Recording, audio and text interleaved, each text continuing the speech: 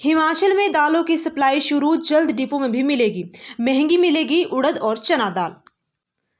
हिमाचल प्रदेश के सभी जिलों में खाद्य आपूर्ति निगम ने दालों की सप्लाई भेजना शुरू कर दी है। निगम की ओर से 10 दिन के भीतर गोदामों में दालों की सप्लाई पूरी कर दी जाएगी।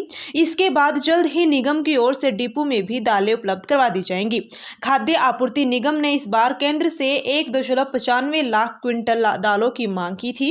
केंद्र ने दालों की सप्लाई भेजना शुरू कर दी है। इस बार सस्ते राशन की दुकानों के उपभोक्ताओं को दालें पहले के मुकाबले 8 से 12 रुपए तक महंगी मिलेगी। केंद्र से न्यूनतम समर्थन मूल्य में बढ़ोतरी और पैकिंग पर 5% टैक्स के चलते दालों के दाम बढ़ाए गए हैं। पिछले 1 माह से डिपो की ओर से उपभोक्ताओं को दालों का बचा हुआ कोटा दिया जा रहा था।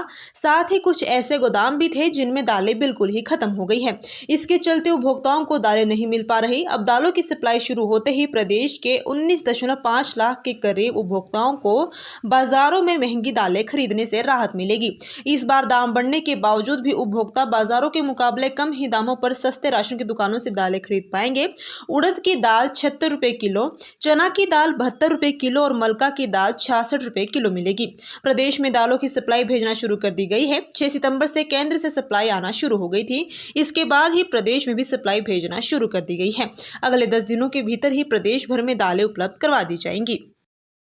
भूषण ज्वेलर्स सोलन लेकर आए हैं खुशियों भरी दिवाली ऑफर, जहां से आपको ज्वेलरी खरीदने पर दुबई के 3 शानदार tours, Tata Tiago car, 3 Activa scooty, iPads और एप्पल वॉचेस जैसे गिफ्ट जीतने का मौका मिलेगा लकी ड्रॉ के जरिए। ऑफर वैलिड है 5 सितंबर 2025 से 15 दिसंबर 2025 तक।